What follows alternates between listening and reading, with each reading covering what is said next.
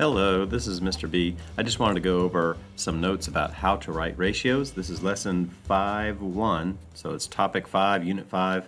The first lesson is understanding how to write ratios and what types of ratios there are. So I just wanted to take a few minutes to go over this with you. Ratios, you can see at the top of this page, ratios show the relationship between two or more quantities. So that just means we're taking two quantities and we're writing them side by side or writing them in a certain way that communicates, here's the relationship between these two quantities. And you'll kind of see what we mean as we go along here. There can be more than two, but in 6th grade, 7th grade, 8th grade, you'll probably just be dealing with two. We might see some instances where there are 3 numbers in a ratio. I'll probably put some in as we go through the unit, but two numbers is pretty much all we need. So all this means is when we say, what does this ratio mean? We use these words right here. So you're going to hear me say these every once in a while is, what does this mean? You would want to say, well, for every X number of things, there are Y number of things. Let's take a look at some examples here. Here's an example with pizza and people. We see 2 pizzas and we see 6 plates right here for people. So we can write a ratio or a comparison of how many pizzas there are to how many people there are. We would simply count these numbers up. We have to find this information. Well, that's pretty easy to find because it's in the picture pretty easily. 2 pizzas and 6 people. So we could write this ratio 3 different ways. 3 formats that all mean the same thing. You can just choose which one you like the best. 2 to 6 using a colon. We can also use what's called a vinculum, which is just a fraction bar or a ratio bar. And so I'll usually say this is called a ratio bar or a fraction bar. There is a particular term for it, a vinculum, but you'll never hear any teachers say that. So a ratio bar is fine. 2 to 6, we can also use the word 2 because that's the word we say when we say ratios. The ratio of pizza to people is 2 to 6. Now let's pause right here because when we see ratios, we want to simplify these ratios and not keep them with larger numbers. So if we can simplify it, just like we would simplify a fraction, then we want to simplify the ratio. If we see 2 to 6, we realize we can simplify this to 1 to 3. So the ratio of pizza to people is going to be 1 to 3. So I'm going to get rid of all this 2 to 6. And we want to say 1 to 3 is our ratio of pizza to people. So again, we could just write this in different ways, using the word or using the colon or the ratio bar right there.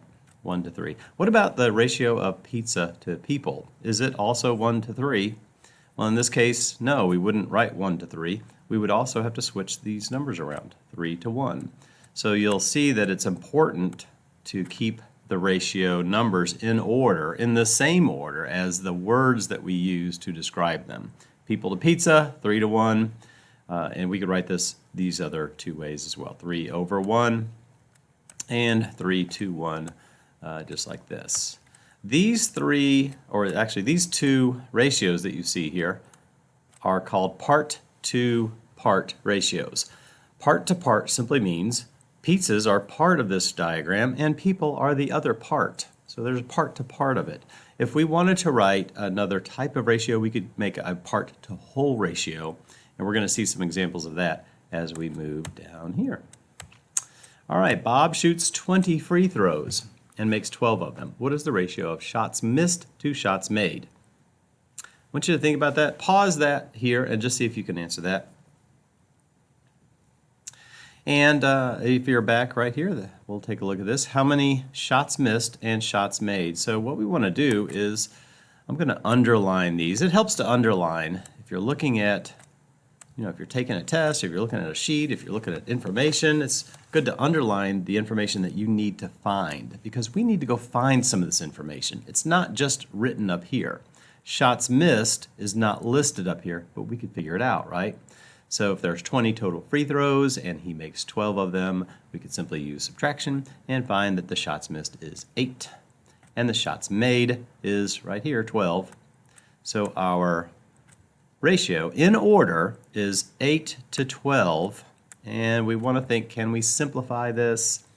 And I think we can, because if we divide them both by 4, remember simplifying, just dividing by some number, if we could divide them both by 4, it's a common factor, we would get 2 and 3. So the ratio of shots missed to shots made is 2 to 3. This ratio that we see right here, 2 to 3, is a part-to-part ratio, part to part, because the shots missed are part of what he did and the shots made are also part of what he did. If we wanted to make a part-to-whole ratio, we would say, what is the ratio of shots made to total shots? That would be 12 to 20, and we would simplify that as well. So let's take a look at what else we have here. The girl-boy ratio of a classroom is 3 to 4. Is 3 to 4 a part-to-part ratio or a part-to-whole ratio? Yes, it's part-to-part, because the 3 represents the girls, because that's the order they're written, and the 4 represents the boys right here. So that's part-to-part. Girls are part, boys are part. Who or what type of kid is the... Are there more girls or more boys in this classroom? You can tell there are more boys because the 4 is greater than 3, and the 3 belongs to the girl, the 4 belongs to the boys. So we could tell, we don't know how many there are, but we do know there are more boys than there are girls. Are there 3 girls and 4 boys in the classroom? Well, no, because there's obviously more than 7 kids in the classroom. There's 28. So we don't know how many there are just by looking at 3 to 4, but we do see down here that it says there are 28 kids. So we can find out how many girls and boys there are. Let's create a ratio table to do that. So when you create a table, you can make it rectangular, you can make it very simple with a T like this, but you do want to type in the 2 labels that represent what we're looking at, boys and girls. As we create our table, you can go ahead and draw in rows if you want. You don't necessarily have to draw in all these lines. You can leave it blank if you want. I think I'm going to leave mine blank. I'm going to just go back like this. And we can start filling in some numbers. So let's begin with the ratio 3 to 4. Well, what goes here? Well, it looks like I got these out of order right here. That's okay. We could still just put the 4 here. It's still part to part. But just we have to be very careful that the correct number goes with the correct label. So the 4 goes here and the 3 goes here. Let's continue on here. What if there were another group of 4 boys? Remember what this means is for every 4 boys, there are 3 girls. So if there's another group of 4 boys, we're going to say there are 8 boys total, and another group of 3 girls would make 6 total.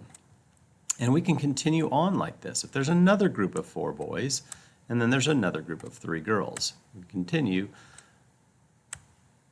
writing in and counting by 4s and counting by 3s. But in the question right here, it gives us a total, 28 kids, and our table doesn't have totals in it. So in this case, we're going to have to create another column. We need a column for the total. So let's go ahead and write in the total. If there are 4 boys and 3 girls, the total is 7. So now we can see that we're counting by 7s here. And we want to stop when we have 28. I think we'll stop at this point right here. So if there are 28 kids, let's continue here. That would be 16 and 12. 16 and 12 is 28.